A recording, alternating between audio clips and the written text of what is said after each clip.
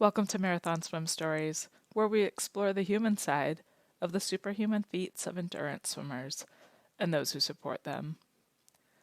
I'm marathon swimmer and coach Shannon Keegan. Today I had the pleasure of chatting with Finger Lakes phenom Bridgette Hobart. The stories just kept coming. So much goodness. Once we stabilized Bridgette's connection, I tried to pry into what keeps Bridgette going. From what I can tell, she just can't get enough. Striving for work-life balance, marathon swimming seems to give her life just the spice she's looking for. I can't wait to meet Bridgette in person someday and hope to have her back to find out more about the annual Finger Lakes Open Water Swim Festival. Enjoy. Welcome, I Bridgette. should. Well, thank you. Thank you so much for being our guest today. What's your story? Oh gosh, where do I start? I know a lot of people start about how they were just kind of born to swim, but that's really wasn't me. I failed swim lessons most of my life, mainly because I just didn't want to get in the water. You know, it's not that I couldn't. I never even got in the water to fail. I just didn't get in the water. So I don't know if that really counts as failure for swimming. But and then I grew up on Cayuga Lake, mostly on a boat, and I remember always Dad putting a life jacket on me. But on my 11th birthday, my friends next door, Francie and Marcy Miller, were going for the Southern Tier Swim Club tryouts, and they're something was wrong with the car, and they came over and asked for a ride. And just on a whim, I decided I wanted to go too. And that was just, I don't know why. That's kind of, I think, how a lot of my life goes. I just make a decision and go for it.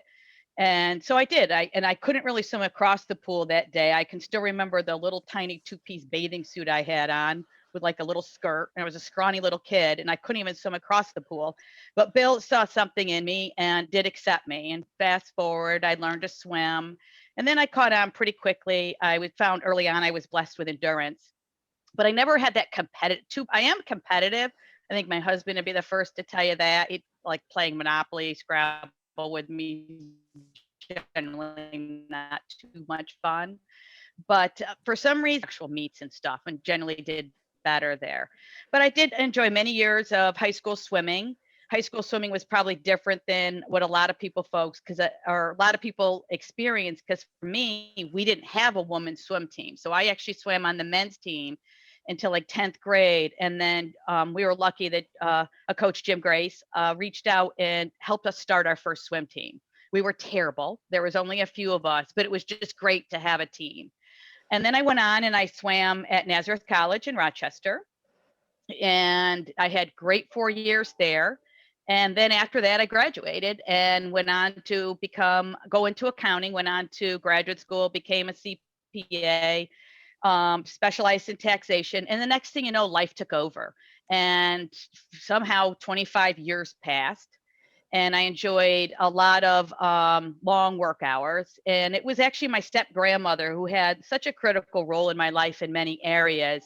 But she was diagnosed with lung cancer. And as she was going through things and, preparing for her end, she pulled out a lot of articles. And she pulled out an article from 1979 when I was high school athlete of the week, my senior year in high school. And in it, I had just finished that summer before my senior year. I spent all summer at Cornell. I joined all the sessions to the swim camp under Jim Perkins.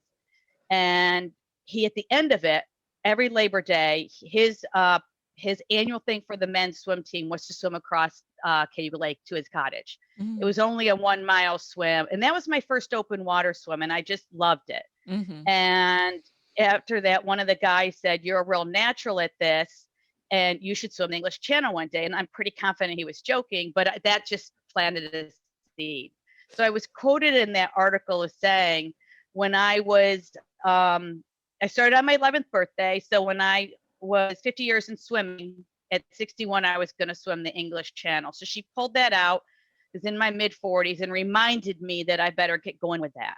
and had me promise her that I would, if I had all the time to come up to Binghamton every weekend, I live in New Jersey, so it's a 5-hour round trip, she was always one to call a spade a spade. So she would say, if you have time to come and watch me die, then you have time to swim. Don't tell me you don't. And I think she knew life was going to hand me some more challenges, and it has. The last few years have been pretty tough.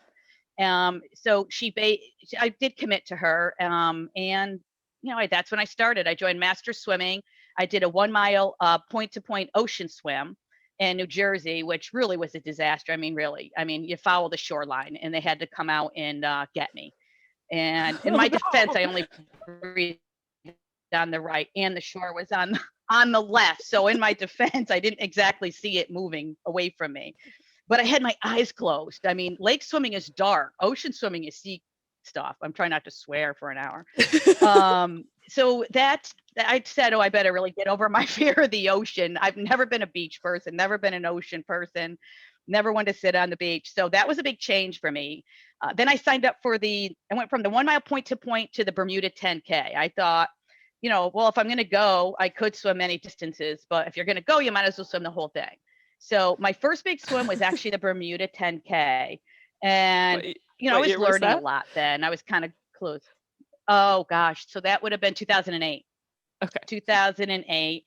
And I remember at the start of it, I learned a lot. I remember a woman a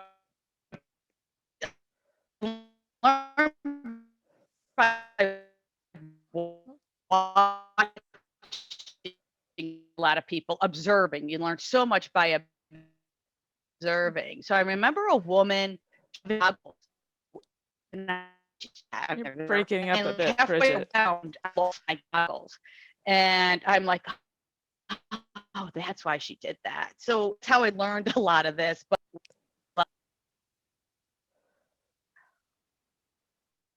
hello, we're losing you a little bit. I can. Your video's frozen. I came here Okay, how about now? Let me try connection change. Okay. I'm gonna go. I'm here sitting here with fiber optics too. Is it any better? I can hear you at this moment. If it cuts out again, I guess another recommendation might be to cut your video off so we can get the audio at least. But let's try this. Okay. That sounds okay. And I also just brought up mobile Wi-Fi in case needed. Okay. All right. So you were saying about the yeah, let's try that. Just see if it improves the audio quality at least. You were telling us about lessons. That sounds good. You were telling us about the lessons that you learned in your first around the sound swim in Bermuda, and that's when you started cutting out. If you could recap a little bit of what you learned there. I learned that there was a reason somebody put extra goggles in their suit. I lost mine most of the way through, but I got lucky. They floated up, and oh my gosh! But I was just so lost everywhere. And on one of the feeds, I ran into, and that's how I met Susan Kirk. And she's actually from New Jersey, but I actually first met her. So I've watched her, learned a lot. She's the one that actually helped me get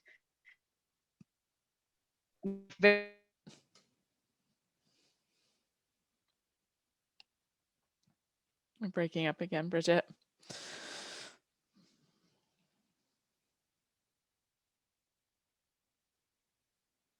What I mostly learned during that swim.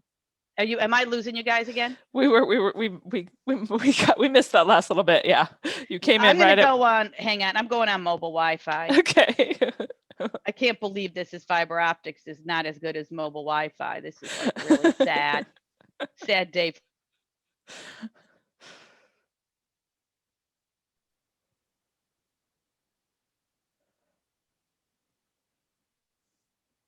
Okay, how about now? I can hear you now. All right. Fingers crossed. Yay for mobile. It's pretty sad though that mobile Wi-Fi is better than fiber, but anyway. But I guess that 10K will always be very important to me, because what I learned more than anything is that being in the water that day when nothing was going right, I had no business being out there. I had no clue how to get back to shore. And it was just kind of learning the hard way. But what I learned is I never can remember being so relaxed. I thought Mm. it was a hoot out there. And so water brought me a peace that land did not. So that's kind of Wow. what I learned from there. And then from there, I started to focus on the challenge of the English Channel, but I learned about the Triple Crown. So my focus began learn to swim the distance and then introduce the cold. Mm. So if you look at the order of my swims, you'll kind of see that pattern. Mm-hmm. So that's what I focused on. And then for the Triple Crown, I wanted to start in Manhattan because that's kind of my home, Yeah. New York. And I made it a fundraising swim. My dad is a graduate of Columbia, and he got all his buddies together and helped me do fundraising. So that was kind of made it fun, and is a time that a lot of his friends were passing. So it was really just a good overall experience. I can still remember them standing on that dock at Columbia screaming and just going, "You guys don't do that." It looked like it was going to go right in the water. Mm. And I also remember taking in a lot of water Oh. during that as I'm screaming to them, swallowing it. And then I remember being on antibiotics for like 3 weeks soon Oh no. after. So it was a memorable swim. And then Catalina is special because I did that on my 50th birthday. I tried to start when I was 49 and then turned 50 on the water. But I later learned Roger Finch had that date. And I talked to him and he said if he had known and I had asked him, he would have switched with me, but I didn't Oh. know him, Oh. I did Yeah. my, so I started on at 11:20 on my 50th birthday. That's So awesome. it's really my best recommendation if you're trying to avoid a surprise party is go for a swim. No one can find you. So that was my thing, So, and then I ended in England, and my first do not finish that I ever had was in England in July 2013. But to this day, I don't think I ever felt so good in the water until I didn't. Oh, really? It's still one of my favorite swims, but I learned a lot. I don't really remember being plucked. I remember having trouble breathing. I remember being stung by jellyfish. I remember, in the hotel after, my husband was talking to people, letting them know that I was okay, but it didn't end well. And he goes, "Well, she's okay with the decision now, but I hope she is tomorrow." And that rattled me. I'm like, "Oh my God, have I become that person?" That'd be mad that, somebody would pull me because I was like drowning. Mhm. I did a lot of self-reflection, and I realized that do not finish is probably the best thing that ever happened to me, because I was just barging through like I do too much in life, is just barge through everything, and I don't really stop to enjoy the journey. And Mm. right before I went on the boat, and I'm all dressed in purple, I'm on Masterpiece with a purple boat.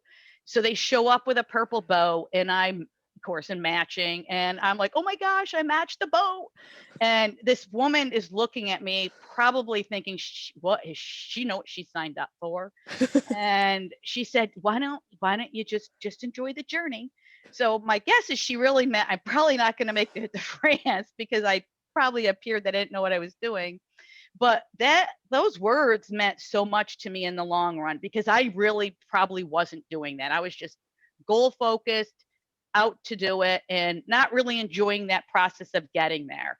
So Mhm. I really changed. It wasn't about the Triple Crown anymore. I basically went back to England just because it was on unfinished business, but it really wasn't about the channel anymore. Because what Mm. I also learned is when I came back, and when you make something all about one thing, I had nothing the rest of summer. That was it. I Mm. sat there. I had an early Right. date, and I sat there and had nothing. And JC Malik called. He had a slot left for Cape May, and that was a fun swim. If you were there, it was an interesting swim, but I it was a want swim. can you try putting your video on again? I really wanna see your beautiful smile while you're Oh, telling us these my stories. hands flying. That's how mine do too. But I wanna hear more about the build up and getting to where you are now, but go back a little bit to your first Bermuda around the Sound. What did it feel like when you finished that swim? You said, you learned things, whatever, but what did it feel like inside when you finished that 10K? Relief, and you get that feeling that you get when you're a kid of excitement. But for me, a lot of it on that one was, I can't even believe I got back to shore. There Right. at the end, if you've ever done that event, the final stretch is actually very calm. And all of a sudden it just seemed like forever. So I realized, the fun of the turbulence too, Mm-hmm. but And did you keep doing like those long swims just because of this promise that you made to like to get to the English Channel? You're just driving to that, or was there any other appeal to? I guess you said you enjoyed just being relaxed on the water, but yeah, and it became adventures. I started to travel to places that I never would have gone to if I wasn't swimming. And I never would Mhm. have taken the time, to be honest. I'm one of these people that I'm actually in this position right now where HR is like, you're at your max accrual. And okay, well, what do you want me to do? I'm busy, so and I've turned into that person again. Our max accrual is 555 hours. That's not a good sign. But that's what's happened in the last few years. So now I'm trying to revert back. So to me, it's been about life work balance and the Mhm. theory that if I have a goal, then I don't want to drown. So if I have a goal, I'm probably going to train, because I've also gone into some undertrain. Mm. My first Tampa Bay would be a sign of that. And I couldn't move for you couldn't even touch my back for like a week. So, I've learned that you shouldn't probably wing a 12-hour swim. I've learned that the hard way too. Um, so I just started doing it. I mean, I've enjoyed them all. I've met people, I've learned different ones. And then I did start at the stage swim. So I went out to Scar. I mean, I highly recommend that if you're looking to test your body. By now, I'm thinking that I'm doing all of my training mostly on Seneca Lake. So I want to swim the Finger Lakes. And I didn't really have a plan. I just knew I wanted to swim the Finger Lakes. And there's a lot of them. So, and I'm old, so I can't just do one a year. Do you know what I mean? So I probably should try to put them together. So I did Scar, and that was a fun trip because I joined my friend from Australia, Lisa De Laurentiis, came. So it was really more about the trip. Mm.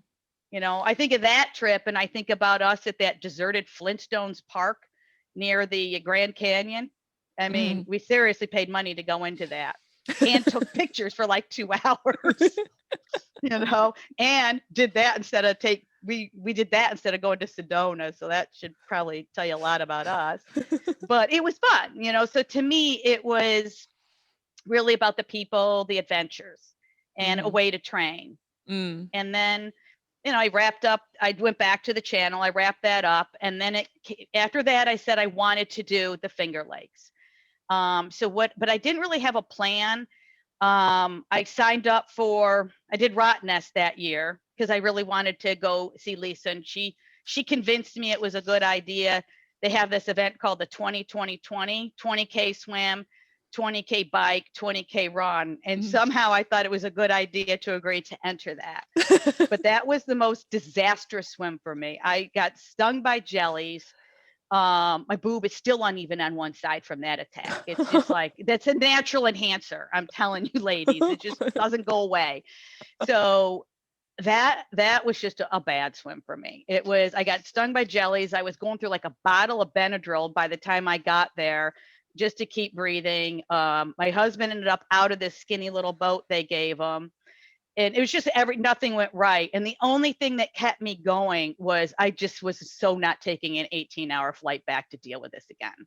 Ah. It was just, I had to finish it. It was hot. And then I finished, I joined some relay people, and then I finished not realizing that it was televised. That's like, like a swim there is like the football game here. Oh, And cool. they asked, there's only a few Americans. That's your Gracie Vanderbilt one. That was pretty exciting to watch. I probably would have been better on shore watching it though. So after it, I was just so miserable and so like swollen everywhere. And they asked how I felt, and I might have not presented it so well for the United States of America. Didn't realize I was on video. And then they put me in this medical tent after because I was asking everybody where the bikes were. And so they thought I was hallucinating or something. And it wasn't until Naomi saw me in there, because I didn't know that nobody really knew about the 20-20-20. It was like a silent event. So I'm walking around asking where my bike is. And it was just, nothing went right there. And then I finished the swim so late after all that. training I supposedly did for that bike and run, they didn't even let me get on my bike. Oh Which I man. was so no, I was so happy. I'm like, thank God, because there's no way I wanted to, you know. Yeah. So after that, and then our house flooded during that too. We had gotten a call that our pipes broke. Oh no. You know, so nothing went right on that trip. My house is filled with water, and I don't know, it just was a bad trip. So then, but the people are fun. Yeah. Then I signed up for the 8 bridges, and what my plan for the 8 bridges was, I needed to test my body to see what I was capable of doing for the Finger Lakes. So I Mm. think that was in June. And I started the Finger Lakes on July 11th. So it wasn't until I actually did 8 bridges that I decided, I learned a lot. I actually thought that I could swim every day and then catch up on emails and work at night. Mm. Mm. That plan failed. That plan failed miserably on day one. And it just, I underestimated logistics and the Mm. time involved in Yeah. logistics. So, but I also learned that my first few days, my body got sore and fatigued, but then all of a sudden it burst back. Mm. So I Mm. learned that I was stronger at the end. So it was 1 week that was probably really critical in planning. Um, and from that, I said, you know, I think I could do this in a summer. I initial plan was never to do it all at once. As I started training for it, I was also trying to get my nephew involved. My nephew was experiencing drug addiction at that time. So my thought was, if I could just get him involved in something that he could become part of, that maybe he would see there's something other in life. Mhm. And then for my dad, he was always out on Seneca on his boat, you know, shadowing us. And I knew he was getting older. And as I started the training, he had had his first stroke. Mm. So all of a sudden, I felt this pressure that, you know, probably I need to get this done. So that's what drove my decision to do it in 1 year.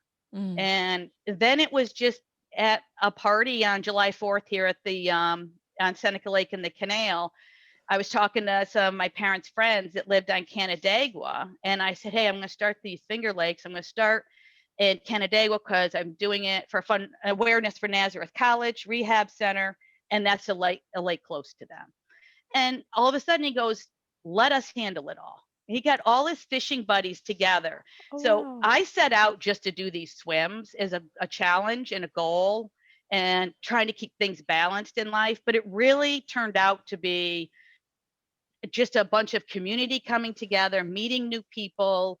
And when I think back at the swims, it's rarely about the swim itself. It's generally like, who did I pick up on this lake? You know, who did I run into? And that the stories of each lake is what really made that so important.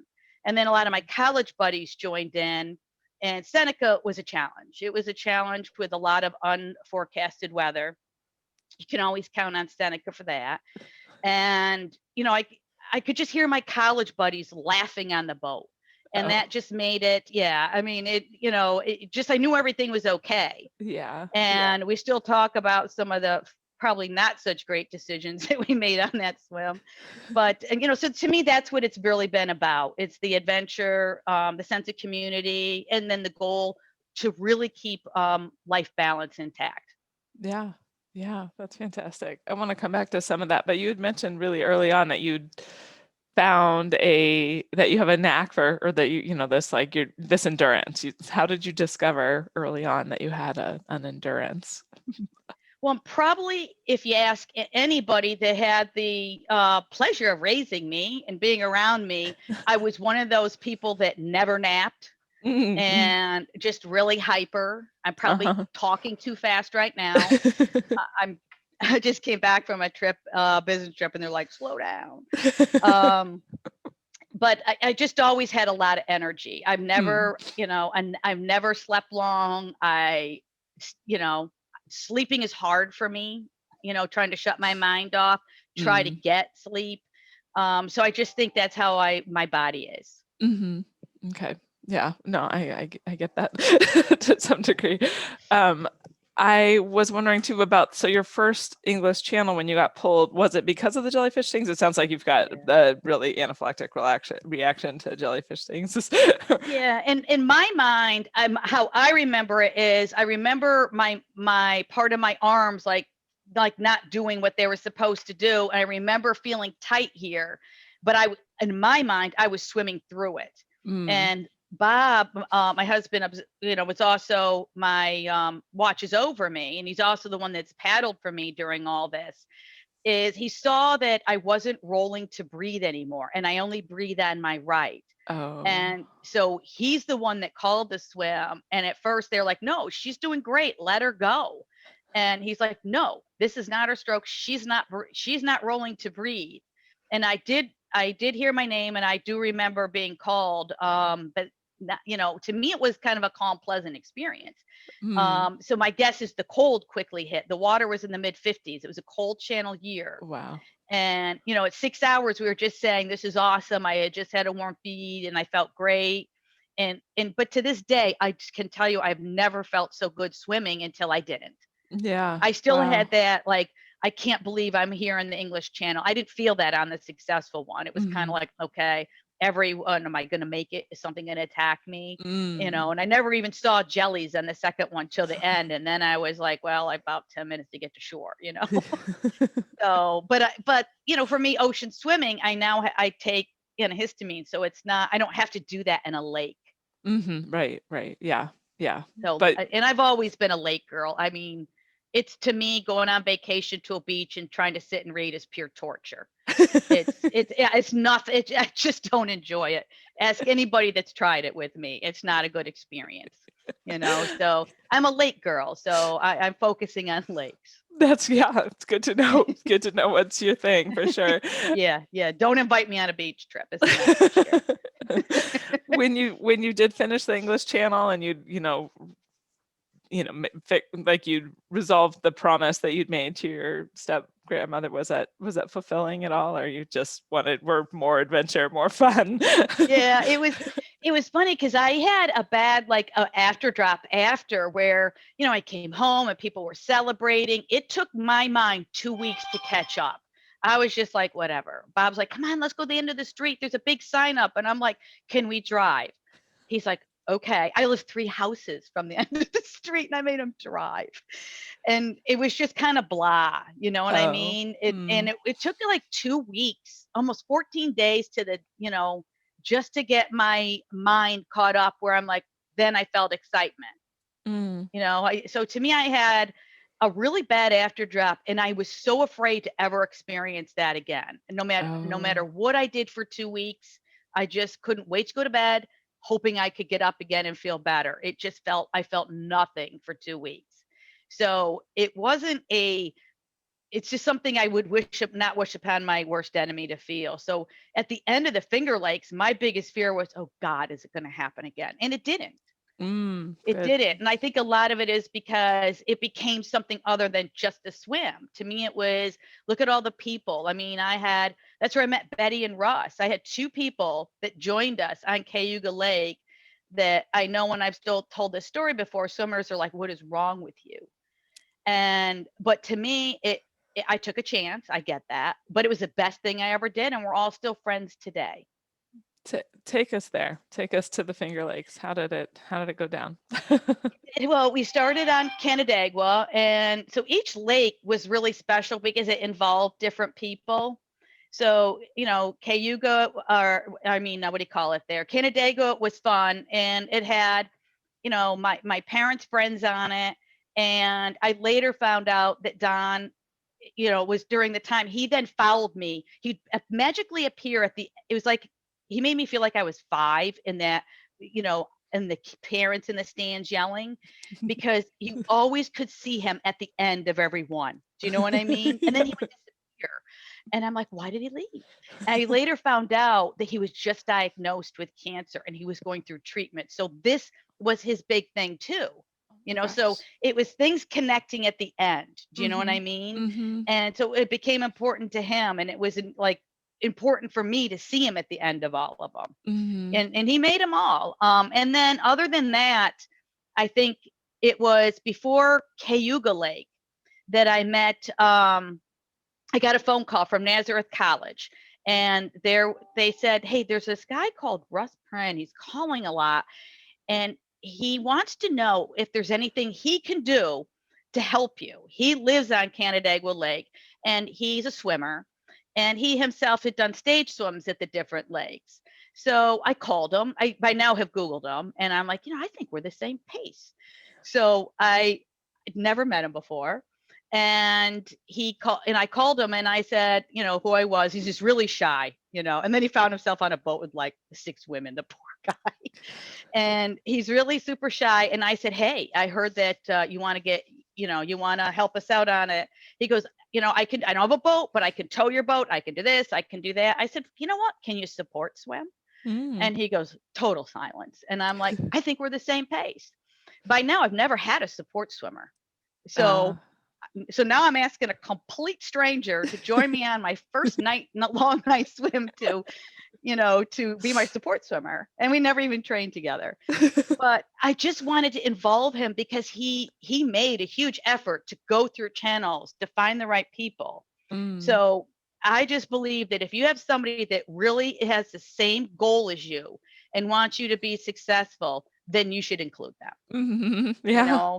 You should include them. And then Claire DeBoer is the other woman that swam Cayuga, and she called and she wanted to support my finish. That meant the world to me. And we still train together today. And so she's not in the area though. So she was coming through town. So I moved my swim up a day to try to meet when she was coming through town. And then that meant I was starting at the north end of the lake at night. And that's growing up on Cayuga. I know that's a rough start. Besides the bars I had to get around. And it's also very shallow. Okay. It's the one area that's shallow. Okay. So I had said to somebody, "Hey, does anybody know anybody that knows that side of the lake?" And another one of my crew, Kathy, said, "Well, yeah, I have an old friend up there, Betty." Oh. And I'm like, "Does she not drive a boat?" And she goes, "Well, she has a boat." And I'm like, "Good enough." So we called her. And Betty's like maybe 4'11" on a good day. So I see this little person tie up, and she introduces herself. We all get on a boat. But it wasn't at the start. The first thing I saw as I was lubing up to get in the water, my college buddies were lubing me up. I look over and there's 2 strangers, Betty and Ross, strangers to each other and to all of us. One with a flashlight, one navigating, working as a team to avoid the rocks. Right there, I knew I made the right decision, you know? And so we marched forward, and that was a tough start for me. I just felt really down at it, and it was dark. And I remember swimming through weeds for what seemed to be endless hours. But we also had like a magical moon, shooting stars, and it was just a really pleasant, water conditions. And then Russ wanted to get into swim, and it was still dark. And I said, "What's going on a feed?" Because I could hear people talking. And my husband, Bob, was my kayak escort. Bob goes, "Russ wants to get into support swim. I don't think it's a good idea. It's dark, and you've never swam with him." I said, "But he wants to swim." "That's a good idea. Let's set him in." He goes, "Okay." So Russ, and I found out later he had to pee, and he didn't want to do that in front of all the women. So so basically, but it worked out great. So I know a lot of people think this is some really poor judgment, but he jumps in completely dark. My first time ever swimming with him, and it was like clockwork. That's awesome. We swam perfectly together. And then he joined it the rest of the way. And he became instrumental on Seneca Lake when we couldn't get a boat near me. The kayak couldn't stay in the water. The winds were so bad. It was Russ that got in the water. Well, the women did tell him to man up and suck up. Everybody was freezing cold, but he got in the water. And I remember saying to him, "So, hey, Russ," and he's like, "What?" "Hey, do you ever regret making that call to Nazareth?" Because, so it's just like, it really became to me more about the people. Yeah. We had another woman that had kept, Louise Addy, she kept calling. She's a kayaker. She asked if it was okay to meet us at the end of Cayuga. She helped introduce me to Claire DeBoer. She wanted to get women kayakers out there. By chance, it was the Women Swimming for Hospice, about 300 people crossing the lake that same weekend as we were approaching. So it just kind of by luck came together. Mm-hmm. And she asked if she could paddle towards the end, and I had said yes. So then she said, well, can I start at Seneca and take pictures? And I'm like, sure. She's like, I'll stay out of the way. I just want pictures. But it was her that woke up on, on the morning and saw us in, we had trouble on Seneca. Nobody expected the conditions and no one was getting them on land. The lake, sometimes when they come in the middle, they stay Oh, stuck. It was fine oh, on land. It's like wow. a tunnel. So she saw that and she went, and I had my tracker on. So she found us. And it was couple hours after we had to pull Bob and everybody, she came with an ocean kayak. Good morning. And so that is somebody, if we didn't welcome them to our group, wouldn't have been out there. And she stayed with me for 4 hours. Until then, Wow. I wasn't having feeds, because if I got near our pontoon boat, it was hitting me. Oh It was gosh. flying in the air. Oh wow. We had heavy, pontoons don't really handle wind so No, grand, no, they're little and kites. in the wind chill. So I was starting to feel cold and hungry, and I knew I was in trouble. So, I mean, just by including these people, and those are the things I remember, Mm-hmm. Yeah. the people along the way. And then Yeah. at Honeywood Lake, I mean, I just flew out of Rochester and I visited Sue on the way. I met her because she and her friends started following us. She had a cottage at the time on Honeywood Lake, and I knew I had a toxic algae issue there, but I also thought Oh. I could go around it. That was the Mm. plan. Ends up, Mm-hmm. it really spreads pretty far underwater. Oh But I no. had antibiotics just in case. But what I did not understand is that stuff burns the hell out of your skin. Oh. And I remember them whipping me in their car, taking me to their cottage, stripping me down, and getting that stuff off of me. And there was green stuff flying over their incredibly pretty white bathroom. Oh no. So by letting the strangers into our lives, in our team, and welcoming them, then we form lifelong friendships. So to me, that's what Seneca Lake is about. Yeah. Wow. That's That's what it's amazing. about. Yep. Yeah. So there was Cayuga, Seneca, Honeywood. Yeah, there's 11, but you can only swim on 9 of them. Found Okay. that out after I announced I was going to do all 11. I got a all caps email from the DEC, and I don't know if they meant what all caps really meant in email. And they let me know that it's closed off from swimming, and that's my fault. I honestly didn't even look to see. I mean, it's water. Who would think that you can't swim in it? I looked to see if you could have boats in them, because some Yeah. of them are smaller. Well, Right. you can have a boat there, but you just can't swim. Okay. So I talked about it, and I looked into getting special permission. He said, we ask that you don't, but if you will, if you do, we'll probably consider it. But I said, but would you consider it for other swimmers? And they said no. So I Oh. immediately said, then I'm not going to challenge you. You're out here protecting the water, and I'm not going to do something that somebody can't repeat, because I really, really thought that people would line up to repeat this. So that was, I thought, who's next in line? So I wanted to make it so somebody could foul. Yeah, And that's I didn't fantastic. want anybody else to have to get an attorney to swim 2 small lakes. Do you know what I Right, mean? right, It right. didn't. Yeah. So, and then they were very supportive. I didn't fight them. I allowed the regulation. I followed the regulations, and they were super supportive after that. That's You well, yeah, know, that's good. And I yeah, love that they you were wanted great. it to be something that people could follow. That's very cool. Yeah, yeah. So sign up. I mean, the lakes are here. So have you done the 9? I apologize for not Mhm. knowing you. Okay. Yes, in 2015. So we set out to do them, and we did 9 of them over 11 weeks. So I Oh did wow. the majors, and I called them the majors and the minors. So I did the 5 majors together Hmm.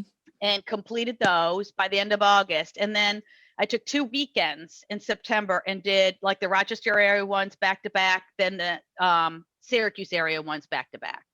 Very cool. Very So cool. wrapped them all up. Yeah. Um, was there one of well, so you spent most of your time talking about Cayuga and Seneca. Were those the most memorable ones? They're both 37.9 miles. So Cayuga is always special to me because I spent my childhood there, and that was my Okay. first open water swim. Yeah. Seneca, my dad bought a boat in 1998 on Seneca, and then they relocated to Seneca. So I did my training on Seneca, and now I've taken over this property to make it into Camp Doggett, and I have a cottage 5 miles up the lake. So Seneca to me is very, it's very special. It's where I do most of my training. It's where I host our Finger Lake swim. But it also was the one swim that nearly took me down. It's the one swim that I can finish and I can honestly say I was done. When I was done with Cayuga, I was bouncing off the walls. And, and I felt that I could have swam more. When I was done with Seneca, I finally felt that something almost took me down. And that's kind of a good feeling to have. Makes you want to go back and try again, of course, but it definitely is the one lake that depleted me. Yeah. Mentally and physically.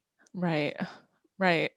What of all of your swims, what swim are you the most proud of? Seneca Seneca and Lake Apacon. The perimeter swim on Lake Apacon was tough with that circular boat traffic, the heat, and it was a tough swim for me emotionally. I went into it undertrained. I had just lost my nephew, so it was just a really tough year for me. Goodness. But yeah, so Sorry, Bridgette. You make me cry. It's not the first marathon swim stories where we've cried. I had one where someone got me to cry too. Yeah. What have you learned about yourself through all these marathon swims? That I like the challenge. That I still struggle with life-work balance. But I think that's and what I'm capable of physically and mentally. But I think most of all, what I've learned is that an appreciation for some of the life struggles that I've had, especially in my mid-30s, because I think in some of these swims, I'm starting to connect the dots. Gosh, I'm glad I had that shitty experience, because now I dealt with that. I know that I can do this. So I think that's the biggest benefit of marathon swimming, is the challenges, and even things on land is, getting over that hurdle helps you on your next challenge. Yeah. So I think it's the connecting of the dots, that, well, gosh, it's a good thing that this happened to me in life, because look at how it's prepared me. It's a time to make peace with some of the things that you've that help build you. Let's put it that way. Yeah. That aren't always on a positive, Right. No, that's a good one though. And I think you've being open to that too. I think, we all kind of come at these swims from a different place, and not everybody is kind of open to like making the connections and letting anyway. So I just love that you're doing that. That's great. How do you handle the tough situations in the water? We'll stick with water. Really, like, I try to focus 30 minutes at a time. You know what I mean? Especially at Seneca, there were so many tough times. I'm like, all right, if I heard one more time that Peach Orchard Point's almost there, I mean, I drive by it now and I'm like, there's that damn point, it never moves. But, I try to focus just 30 minutes at a time. Sometimes you have a lull, but I'm like, all right, let me just get to the next feed. That's, I think, the best thing is just try to break it up, but I've never really wanted to get out. I don't think no one's ever had to convince me to stay in the water. So I'm, and I try to make it so no one is put in that position. Right. And even Tampa Bay? I did Tampa Bay. I know, I said even Tampa Bay, where you said you went in undertrained, you still just were going to stick it out. I did. I felt, the Tampa Bay, I started to have, it was one of my first longer swims, right? Really the first. And I remember getting like pains right here on my chest. And I'm like, I wonder if I'm having a heart attack. I remember saying to my husband, I don't feel so good. I'm not sure at the end, I might need medical. He's like, well, what's wrong? I'm like, I don't know. I just don't feel so good. But, and I think it was just muscular at the time, but I do remember that. And I felt great at the end. I have, my in-laws were there. My parents were there, their parents' friends. And I remember my dad saying, there's a hot dog truck. Go get her a hot dog. And then I remember having a hot dog with my dad. And I remember that's not a good idea after a swim. Don't recommend that. Good to know. God, I love my hot dogs, but I wouldn't recommend that after a long saltwater swim. That's like a shit show at best, to be honest. No.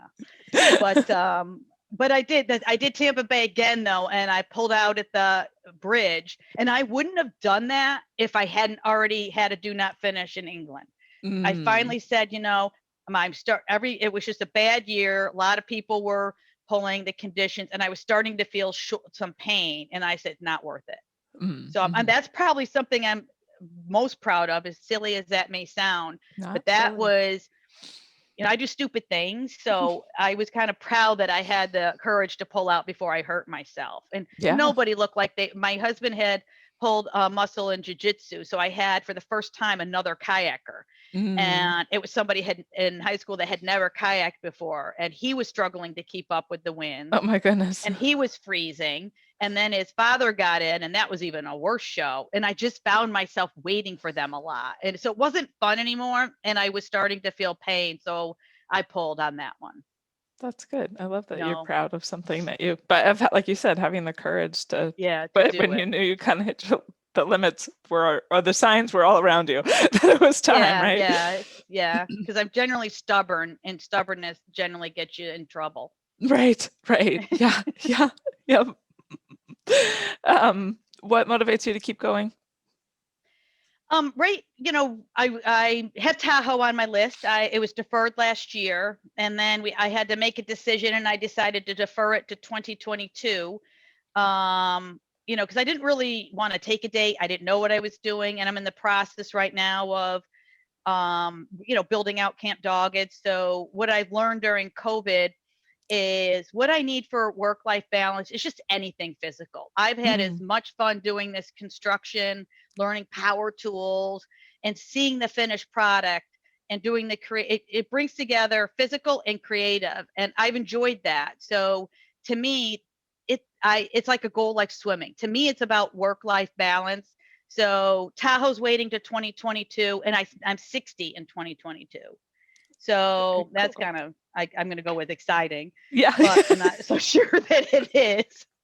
It's the first birthday. I thought turning 50 was a hoop, but the 60 thing I'm hoping is a hoop. But right now I'm like, holy shit, I'm going to be 60. It feels different than 50. Just keep swimming, right? Yeah. So you told us about, so I asked you what motivates you to keep going. Do you think it's just keep trying to find that balance and finding ways to balance? Yeah. It's balance. For me, it's balance. I want to do Tahoe. I want to do Lake Ontario. For some reason, that's a swim my dad never wanted me to do. He had a bad experience on Lake Ontario.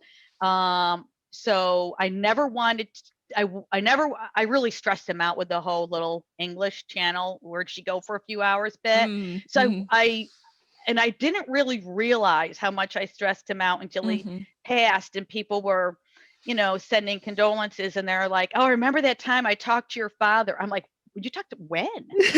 He was like crazy resourceful in 2 hours calling. I had Steve Faulkner at my house calling him, and Steve was like, I'm like, Steve, did you get my dad all these numbers? Yeah, he wouldn't stop. So I was just giving him anybody I knew. And I never knew that, so I would not put him through that stress again. So he's gone now. I'm wrapping this up. So I do want to do Lake Ontario. And what would be really cool is if I get this boat up here, his boat out on Lake Ontario. But oh wow, yeah, I don't know how to drive it anyway. But so that would be kind of fun. But I don't think it's allowed. But it would be fun. Yeah, so those are Tahoe and Ontario are two ones I want to do. They keep you going. That's funny. Yeah. I love your interpretation of that question. Just because it's swimming focused, you're like, it's just more swimming. That's what advice would you give to? Well, first of all, I'll preface this with I've got to have you back because I want to hear all about the swim event that you do. I've only heard amazing things about it, so we'll have to have you back. Just focus on that. But what would you? Just to kind of wrap it up, of a couple more questions, and then we'll do a little bit of a meet your lane mates since we have a good little group here. What advice would you give to an aspiring marathon swimmer? I think to make your own journey. Make your own journey, learn your own body, I see a lot of people asking what others do and try to repeat it, but I think it's most critical to listen to your own body, learn from what you're capable of, especially with feeds and things like that, and follow your own path and know that it's okay. Don't take on all the pressure. Mm-hmm. Not everybody wants to be a channel, and not everybody wants to swim the English Channel, and I think that's fine. Mm-hmm. Absolutely. It doesn't make it, good or bad, but I think that's the biggest thing. Learn yourself, take the time to learn your own mind, focus on mental training is so critical. And that would be my biggest thing. Yeah. Yeah. And I love how you, in your own experiences, you gravitated to, what the swims that would be meaningful to you with doing the Finger Mm-hmm. Lakes and stuff. So I just love Yeah. that. Yeah. I love that advice. It's good. Who's inspired you? It's funny. I read a lot of books on, memoirs, mainly with people that have survived. And that's where I get a lot of my inspiration from. And they're generally not athletes. Mm-hmm. They're just people that have had life experiences and they survived. They're mentally strong. And that to me is where I get a lot of the inspiration, because I think, it's mind over matter at the end of the day. Mm-hmm. Yeah. Yeah. Absolutely. So no one specific, just memoirs about. Oh, no, if I had to pick, I mean, not people that you would think. I think one that comes to mind is J.C. Dugard, that was held captive for many years. Her book is incredibly inspirational. People like that have, survived, or Wild, that she's out there finding herself, dealing with things. Mm-hmm. Amanda Berry is another one. Those things I find incredibly inspiring because of the strength. I've also in my 30s had to deal with, an experience. I know what it's like to go through that type of a violent life, and I don't talk about it much. And I probably will now more, because the person is passed this past year, and Mm. unfortunate to say, but there's nothing until you're in those shoes. I felt a great sense of relief mentally that I hadn't felt in years. So those Yeah. types of stories have always been very important to me for those reasons. Yeah. Yeah. That's great. Thank you so much for sharing your story, Bridgette. I really appreciate it. Well, thanks for having me. I hope you enjoyed today's interview. Do you want to take marathon swim stories with you? Subscribe on your favorite podcast provider. Want to connect with like-minded limit pushers? Join us for Marathon Swim Stories live on Tuesdays at 5:30 a.m. Pacific, 8:30 Eastern, 13:30 GMT. Thanks for watching.